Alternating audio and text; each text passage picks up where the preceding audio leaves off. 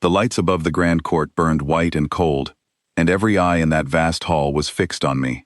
My name was Alira, daughter of King Doran of the Vesarine Empire, and in that moment, I stood alone on a raised platform, while an entire galaxy watched me being rejected, one suitor after another, like a piece of cargo nobody wanted to buy. The Thessian lord shook his head first. He barely looked at me before turning to the crowd and announcing that my bloodline carried a flaw too great to ignore. Whispers spread through the hall like fire through dry grass. Then came the Kalan ambassador, tall and silver-skinned, who simply said my strength readings were too unstable for a proper union. Then the Voss prince, who did not even bother to speak. He only lifted his hand and let it fall, a gesture that meant no in every corner of known space.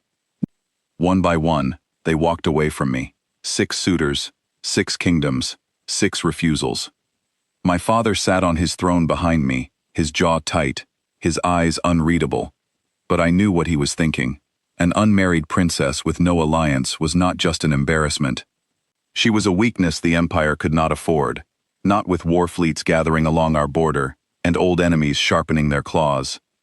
I felt the heat rise in my chest, not from shame alone, but from anger. I had trained since childhood to lead fleets, to read star charts faster than any tutor could teach them, to speak 4 languages before I turned 12. And still, because of one irregularity in my genetic scan, a trait inherited from my grandmother's side that made my biology slightly different from pure Vesarine blood, I was being discarded in front of the entire galactic court. The herald stepped forward to close the ceremony. His voice echoed through the chamber, cold and final. The Princess Alira remains unclaimed. The court moved to murmur again, already losing interest, already turning toward the next matter of business, as if I were nothing more than a failed transaction. Then a chair scraped against the floor. It came from the human section, the small delegation seated near the back of the hall, an area the other species barely acknowledged. Humans were new to galactic politics, tolerated more than respected, seen as short-lived and unrefined by most of the noble houses present. I turned my head, along with half the court, to see who had dared to interrupt the silence. A man stood. He was not dressed in the layered robes of nobility or the polished armor of a warrior class. He wore a simple dark uniform, the kind worn by diplomatic attachés, plain and practical.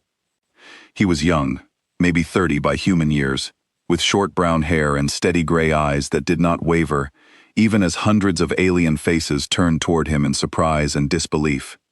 His name, I would soon learn, was Ethan Bright, a junior envoy from Earth, assigned to observe the court, not to participate in it. He walked forward, past rows of stunned nobles, past guards who did not know whether to stop him, until he reached the base of the platform where I stood. The whole hall had gone silent, the kind of silence that feels heavier than sound. He looked up at me and spoke clearly enough for the entire chamber to hear. "I choose the princess." For a moment, nobody moved. Then laughter broke out from somewhere in the Voss delegation, sharp and mocking. A human, choosing a princess that 6 galactic houses had already rejected. It was, to them, the punchline of a joke too absurd to take seriously. The herald, flustered, tried to explain that humans held no recognized rank within the suitor's court, that this was not how the ceremony worked, that a lower species observer could not simply claim a royal bride. But Ethan did not back down. He said that according to the very charter the Vesarine Empire had signed when Earth joined the Outer Trade Alliance 3 years earlier, any registered delegate of a member species held the right to petition for court consideration, regardless of rank. I watched my father's advisors scramble through datapads, checking his claim, their faces shifting from doubt to reluctant confirmation. He was right. Buried in an old clause, rarely used, rarely remembered, was exactly the right he described. The Voss prince stepped forward again, his voice dripping with contempt. He asked why any human would want what 6 proper houses had refused. He asked if perhaps humans simply took what nobody else valued, because they had nothing better themselves. I braced myself, expecting Ethan to falter under the insult, the way anyone might when mocked in front of an entire galaxy. Instead, he turned toward the Voss prince and answered without a trace of hesitation. He said that the 6 houses had rejected me because of a genetic irregularity that made my biology slightly different from pure Vesserine standards.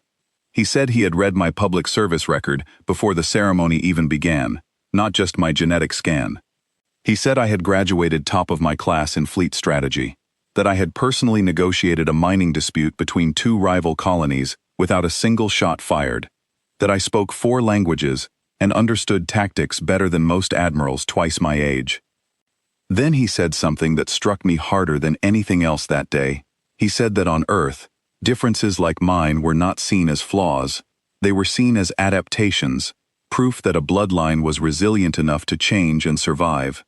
He said the 6 houses had not rejected a flaw, they had rejected strength, simply because they did not understand it. The hall was utterly silent now, and I realized I was holding my breath. My father rose from his throne slowly. He asked Ethan directly what he wanted in return for this claim, assuming, as any noble would, that there was some hidden gain, some trade advantage Earth hoped to secure through me. Ethan's answer was simple. He said he wanted nothing from the Empire. He said he had watched the ceremony from the observer section and found it strange that a room full of powerful leaders could look at someone capable and see only a number on a medical scan. He said he was not asking for a political alliance. He was asking for a chance to know the person standing on that platform, if she was willing to be known. Then, for the first time since he had spoken, he turned and looked directly at me, not at my father, not at the court, but at me, as if the rest of the hall had disappeared. He asked if I would accept his petition, not because tradition demanded it, but because I actually wanted to. Nobody had ever asked me that before. Every suitor before him had spoken to my father, to the court, to the advisors and diplomats surrounding me, as though I were an object being discussed, rather than a person capable of choosing for herself. Even now, standing in front of everyone, humiliated only minutes earlier, I felt something shift inside me that I did not expect. It was not romance, it was recognition. For the first time in my life, someone in that hall had looked past my bloodline, past my scan results, past the rejection that had just taken place, and asked what I actually wanted. I thought about the years of training, the expectations placed on me since birth, the 6 suitors who had judged me on a single line of genetic code. I thought about the war fleets gathering at our border, and the alliance my father desperately needed. And then I thought about the simple fact that this man, this human envoy nobody in the hall respected an hour earlier, had just defended me with more conviction than my own kind had ever shown. I stepped forward to the edge of the platform. I said that I accepted his petition, not as a political arrangement, but as my own choice, made freely, in front of every house that had just discarded me. The reaction in the hall was immediate. Some nobles rose in protest, calling the entire situation improper, unprecedented, an insult to galactic tradition. Others, surprisingly, began to murmur with something closer to curiosity, watching the exchange with new interest, as if they were witnessing the beginning of something none of them had predicted. The Voss prince stormed out, clearly unwilling to watch a human, of all species, walk away with a prize his own house had refused. The Kaelan ambassador lingered, studying Ethan with narrowed eyes, as though recalculating everything he thought he knew about humanity. My father remained still for a long moment, then descended from his throne and approached us both. He studied Ethan carefully, the way a general studies an unfamiliar weapon, uncertain if it is a threat or an advantage.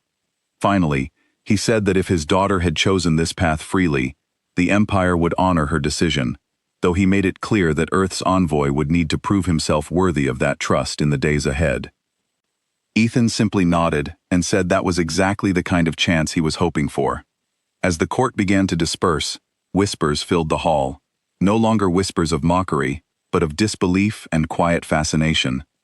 A princess rejected by 6 galactic houses, claimed by a human nobody had taken seriously an hour earlier.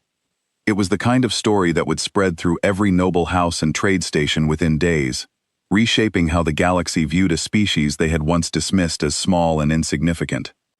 I looked at Ethan as the guards escorted us from the platform, and for the first time since the ceremony began, I did not feel like a rejected flaw or a political burden. I felt like someone worth choosing. He caught my gaze and offered a small, steady smile, the kind that held no arrogance, only quiet confidence. He said the galaxy was about to learn that humans did not measure worth the way the old empires did, and that starting today, neither would I. As we walked out together, leaving behind a hall full of stunned nobles and broken traditions, I understood that this was not the end of my humiliation. It was the beginning of something far bigger, something the 6 houses who had rejected me would soon regret, and something the entire galaxy never saw coming.